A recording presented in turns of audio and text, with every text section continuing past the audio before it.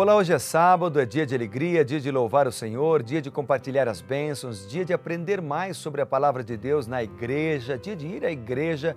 Eu quero convidá-lo, inclusive, para visitar uma igreja adventista do sétimo dia. Hoje nós temos culto em todas as igrejas adventistas, começam às 9 horas com uma classe bíblica, ensinando e aprendendo lições da Bíblia, e depois o culto. Algumas têm o culto primeiro, depois a escola bíblica, mas ali nós temos serviços, nós temos adoração ao Senhor. Se você não sabe o endereço você pode encontrar no site encontreumaigreja.com.br, tudo bem? Nesse clima de adoração e de estudo da Bíblia, nós vamos ler hoje Isaías capítulo 35. E antes da gente abrir a palavra, eu quero fazer uma breve oração com você. Vamos orar? Querido Pai, dá-nos a Tua sabedoria mais uma vez para aprendermos sobre a Bíblia Sagrada, para que possamos compreender a Tua vontade para a nossa vida. Em nome de Jesus. Amém. Então vamos lá, Isaías capítulo 35, neste clima de adoração ao Senhor e também nesta jornada de leitura dia a dia do livro de Isaías. Ontem lemos o capítulo 34, hoje o capítulo 35 nos apresenta a alegria da salvação. Ele apresenta, por exemplo, desde o versículo 5 até o versículo 10, ele apresenta através de um cântico que o reino de Deus, ele gera transformação da natureza. É um capítulo fantástico. Ao ler ele, eu destaquei alguns versos e vou destacar para você pelo menos 5 lições que eu aprendi ao ler Isaías 35. Agora, você pode aprender outras lições, outros versos podem fazer a diferença na tua vida, porque cada um é uma pessoa especial e específica para Deus. Deus fala de maneira diferente com cada um, mesmo lendo o mesmo capítulo da Bíblia. Então vamos lá, eu quero destacar hoje o versículo 1, logo no início de Isaías 35, que diz assim: o deserto e a terra se alegrarão, o ermo exultará e florescerá como o narciso. Já vou aproveitar e ler o 2, que diz assim: florescerá abundantemente, jubilará de alegria, exultará. Deu-se-lhes a glória do Líbano, o esplendor do Carmelo e de Saron. Eles verão a glória do Senhor, o esplendor do nosso Deus. Então, aqui a primeira lição que eu apresento para você, o que eu aprendi aqui, é a lição da promessa de Deus. Ou seja, eu encontro aqui promessas maravilhosas, porque ele vem apresentando que lugares áridos da terra, né? Lugares que não podem ser cultivados na terra, eles serão transformados pelo poder e pela mão de Deus. Então aqui diz, lembra, o deserto e a terra se alegrarão, o ermo exultará e florescerá. Ou seja, o que o texto está apresentando aqui é que Deus ele tem um plano de estabelecer uma nova terra para os seus filhos, para os fiéis. E é claro, quando nós lemos a palavra de Deus, quando nós vemos qual é a grande promessa das Escrituras, nós vemos que a grande promessa da Bíblia é a volta do Senhor Jesus. Nós já mencionamos aqui, vamos mencionar novamente, porque isso é um tema recorrente, mais de 2.500 vezes na Bíblia nós encontramos essa promessa, a promessa que fala da volta de Cristo. Várias vezes, por exemplo, Jesus mesmo prometeu que ele vai voltar, lá em João capítulo 14, quando ele diz: não se turbe o vosso coração, credes em Deus, crede em mim, na casa de meu Pai há muitas moradas, se assim não fora, eu vou-lo teria dito, pois vou preparar-vos lugar. E quando eu for e vos preparar lugar, voltarei e vos receberei para mim mesmo, para que onde eu estou estejais vós também. Então, esta promessa que Jesus falou, ela se cumprirá em breve. Jesus deixou sinais da sua segunda vinda espalhados por toda a Bíblia, né? Lá em Mateus 24, por exemplo, nós encontramos sobre esses sinais. E junto com a volta de Jesus Cristo, acontecem algumas coisas. Por exemplo, na volta de Jesus, os maus vão morrer, porque escolheram andar pelos caminhos da impiedade. Os justos, vivos, serão transformados e receberão um novo corpo imortal. 1 Coríntios 15 fala sobre isso. 1 Tessalonicenses capítulo 4 também, a partir do verso 13. Os mortos serão ressuscitados. Esta terra será transtornada, todos juntos serão levados juntos com Cristo para o céu e lá permanecerão durante 1000 anos, conforme Apocalipse 20. Depois, Jesus voltará para a terra. Esta terra será transformada.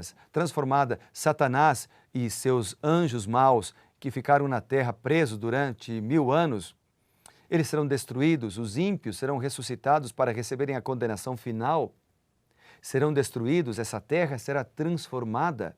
E aí se cumprirá então também esse texto, onde o lugar onde era deserto será um lugar plenamente cultivável, porque essa terra terá a sua natureza alterada. Deus colocará a sua mão para ela ser como era no Jardim do Éden antes da entrada do pecado. Ou seja, Deus tem uma promessa, Deus tem um plano maravilhoso para os seus filhos. Nós não vamos morar no céu eternamente com roupas brancas tocando harpa para sempre. Deus tem um plano de nos dar uma nova terra, um lugar para morar, uma nova casa, só que um lugar para trabalhar, inclusive.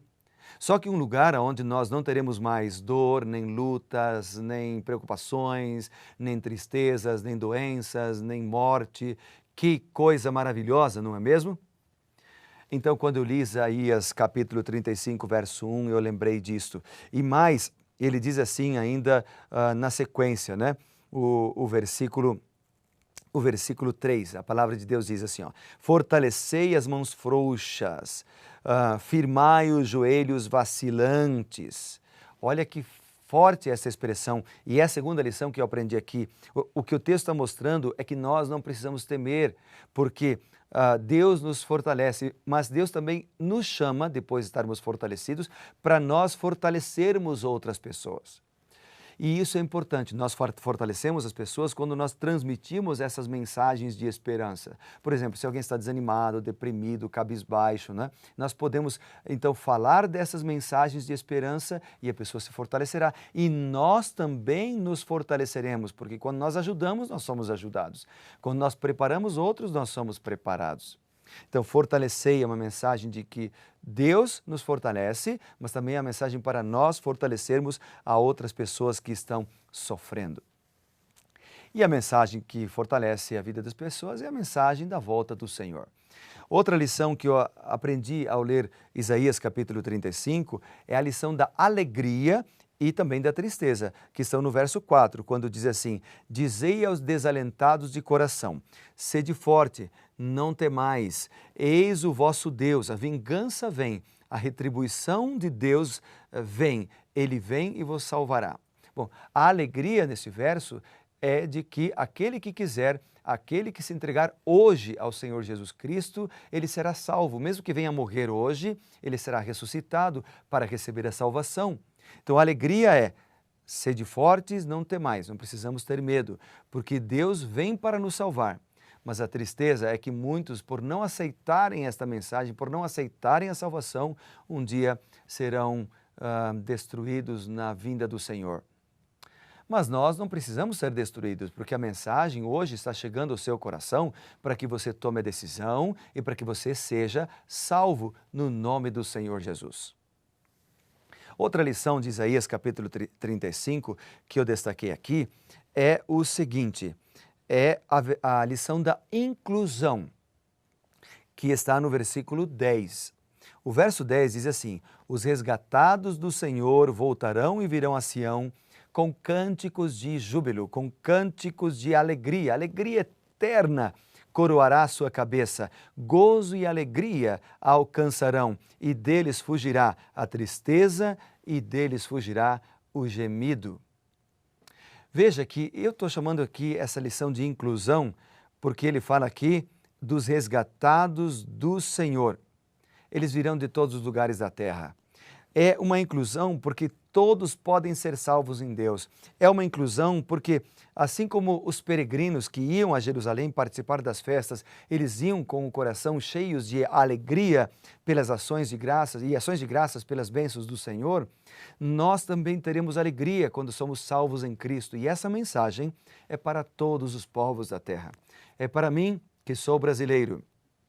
É para o paraguaio, é para o argentino, é para o americano, é para o coreano, é para o canadense, é para o inglês, é para o francês, o alemão, é para todos. A mensagem da salvação não é para um povo específico, para um povo exclusivo ou para uma igreja exclusiva.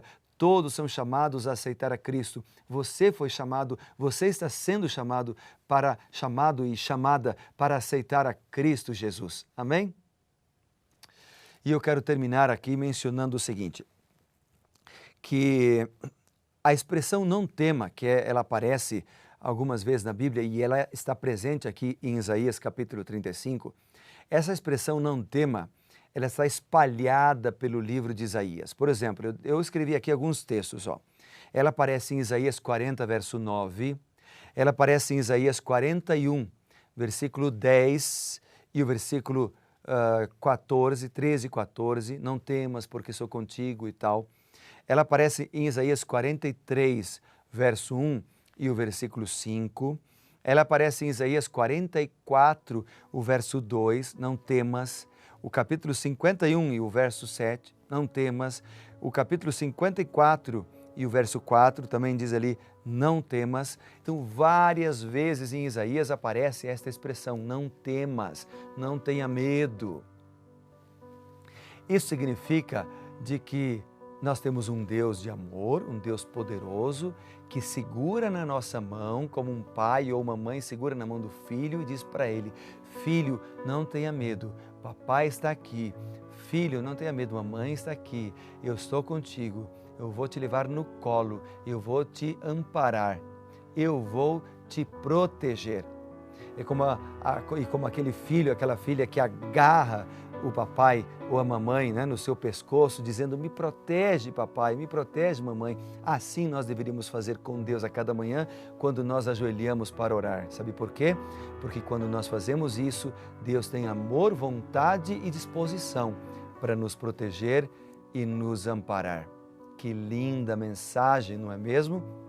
Por isso, eu quero colocar você agora na presença deste Deus que nos ama, que nos guarda e que nos dá mensagem para nós não temermos. Vamos orar? Querido Pai e bondoso Deus, é uma alegria orarmos ao Senhor Jesus, que tudo pode e que nos fortalece. Guarda cada um de nós e ajuda-nos a confiar em Ti e não termos medo das tentações e os problemas da vida. Em nome de Jesus, amém. Que Deus te abençoe e lembre-se, seja reavivado por Sua palavra. Grande abraço.